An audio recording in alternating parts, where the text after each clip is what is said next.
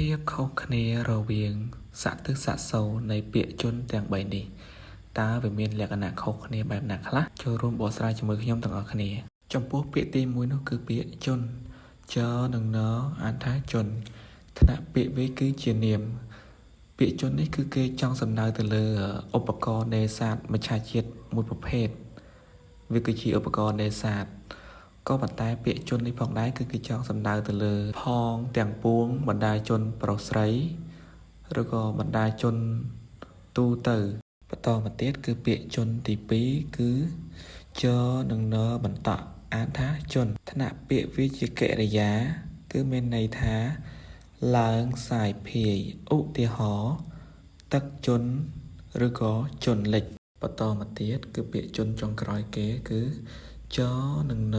ជើងមកអានថាជនថ្នាក់ពាក្យវាជានាមមានន័យថាកំណើតជីវិត